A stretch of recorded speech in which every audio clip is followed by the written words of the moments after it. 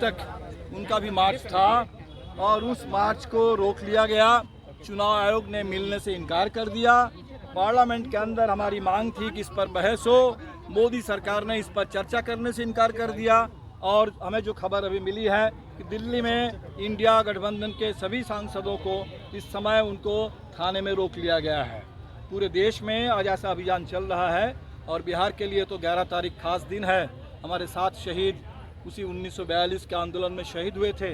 1908 में खुदीराम बोस, उनकी भी शहादत, वो थे तो बंगाल के, लेकिन उस समय बंगाल और बिहार एक था और मुजफ्फरपुर में उनको फांसी दी गई थी।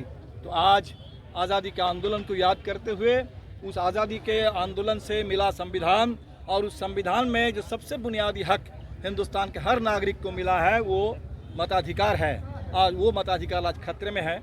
इसीलिए आज हम लोग उस मताधिकार की रक्षा का, संविधान की रक्षा का, लोकतंत्र और आज़ादी की रक्षा का संकल्प ले रहे हैं। और अभी जो चुनाव आयोग ने इनकार कर दिया, सुप्रीम कोर्ट ने बस इतना ही कहा था कि आपने जिन 66 लाख लोगों का नाम हटा दिया है चुनाव मतदाता सूची से, उनकी सूची अलग अलग दीजिए।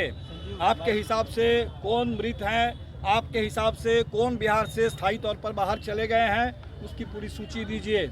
लेकिन चुनाव आयोग अलग अलग सूची देने के लिए बिल्कुल तैयार नहीं है। और इसका सीधा कारण है क्योंकि सुप्रीम कोर्ट ने, आपको याद है, सुप्रीम कोर्ट में कहा गया था कि 15 ऐसे लोगों को ले आइए जो चुनाव आयोग के हिसाब से मुर्दा है लेकिन जिंदा हैं, ऐसे लोगों को ले आइए और तब सुप्रीम कोर्ट इस मामले में दखल देगा। तो ताकि ये ना हो सके, ना रहेगा बांस ना बजेगी बांसुरी, और इसीलिए वो लिस्ट देने से ही चुनाव आयोग इनकार कर रहा है कि हम कोई अलग अलग लिस्ट नहीं देंगे। तो लोग लड़ रहे हैं और बिहार के तमाम लोगों से आपके माध्यम से अपील करेंगे कि जैसे 42 में बिहार के नौजवानों ने लड़ा था, बिल्कुल उसी तरह से आज फिर लड़ना होगा बिहार के एक एक मतदाता के वोटाधिकार की रक्षा के लिए। 2 लोगों का मामला सामने आया है, तेजस्वी यादव और विजय सिन्हा।